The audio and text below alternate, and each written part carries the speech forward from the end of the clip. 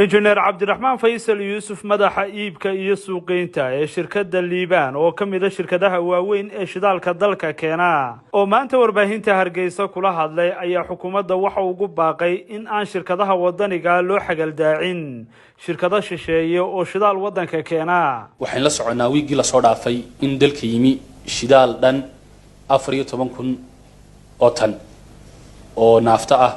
oo ay leedahay shirkadda Trafigura markabkaas oo rarnaa shirkadda Trafigura sida xukuumaddu sheegtay Maariyu waxa uu hore u sheegay in shidaalkaasi noqon doono mid jaban oo laga faa'iidi doono. qiimaha shidaalka hore dalka loo siin jiray wuxuu ahaa 65 ilaa 75 inta u dhaxaysa markaan ku jirin cashuurta dawladdu 3 bilood u dambeysay marka cashuur dawladdu ku jirtana wuxuu ahaa 90 wixii ka hooseeya waa shidaalka naaftada maadaama oo shirkadda Trafigura loo sameeyay facilitation badan 3 bilood space ku sii banaana waxa weeye space-kii haamaha shidaalka qayb kamid ay qaadatay facilitation badan oo aan muwaadiniinta la siiyay iyo mudnaan badan waxaan soo jeedinaynaa in shidaalka Trafigura keentay ama xukuumaddu inuu noqdo mid ka jaban kii hore waayo waxa loo sameeyay facilitation badan oo aan la siin muwaadiniinta kale 3 bilood ka hor ayaa loo sii baneeyay space-ka waxa dalka kaga baaqday muddada 3 bilooda cashuur iyo dakhli badan oo dalka u soo xaroon lahaa sidoo kale waxa ay qasaare ku keentay 3 bilood shirkadihii iyo ganacsatada shidaalka 3 bilood iyo ka badanna way haysan doonaan taasina waxay keeni doontaa shidaalka meesha ku jiraya haddii aan qiimo jaban lagu yibin in dalka ku keeno hoos u dhac dakhli iyo mid cashuureed intii ay xanibnaayeen haamaha iyo space-kaas ee shirkadda loo diyaarinayay iyo shidaalka imanaya waxa dhacday in shidaalkii muwaadiniinta ee badda taagnaa waxa weeye qaarkood aan la shubin oo muddo badan taagnaayeen badda taasina ay keentay in ganacsadii shirkadii shidaalka ay ku keentay qasaare qasaarahaas oo hadhow effective gareynaya price-ka guud ee shidaalka dalka maadaama shidaalka yimi xukuumaddu hore u sheegtay inuu noqon doono mid jaban shacabkii iyo macaamiisheedii waxayna weydiinayaan qiimihii shidaalka marka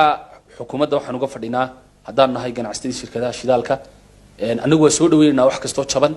waana taageeraynaa laakiin waxaan uga fadhinaa inuu noqdo mid jaban oo shirkaddu Trafigura haddii ku iibinayso 55 iyo wixii 55 ilaa 60 inta u dhaxaysa waa qiimo oo la oran karo waa macquul laakiin haddii aanay ahayn dee maaha in xukuumaddu iyo waxa weeye maaha inay xukuumaddu dhinac erido ganacsatada shidaalka iyo muwaadiniintii mudnaanta koobaad iyo xuquuqda dalka ku lahaa ee cashuur bixiye ahaa waqtiyo adag dalka waxa weeye duruufo adag la soo maray in la berber eriyo shirkad ajaaniba waliba mudnaantii la siiyo sharciga dalku wuxuu qabaa in mudnaanta iyo priority-ga uu leeyahay qofka muwaadinka ah ee ganacsanaya xukuumadda madaxweynaha jamhuuriyadda Soomaaliland garwadeenka yahay waxaan soo jeedin lahayn inay dhiirigeliso ganacsatada iyo maalgashadayaasha dalka ee muwaadiniinta ah oo aan businesskooda iyo ganacsigooda la dhinac erin sharaa'ig ama shirkado ajaaniba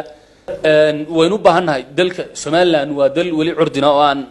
khayraadkiisii dibadda loo soo saarin haddii shirkadaha ajaanibka ah sida Trafigura iyo shirkadaha kale bay inooga faa'iideynayaan inay noo soo saaraan khayraadka dalka dee haloo diro shidaalka dhulka ku jira waxa weeye iyo khayraadka dalka dihin haloo diro laakiin maaha in ganacsatadii ka ganacsanaysay waxa weeye shidaalka foostada iibinaysay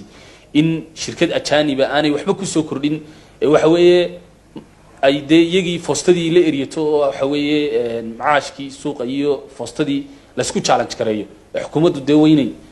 siyaasad kale iyo qorshe kale ka yeelataayo waxa weeye ay ku raadinayso investment ugu raadinayso dalka iyo dadkaba taa ka balaaran intan ganacsatada ku filan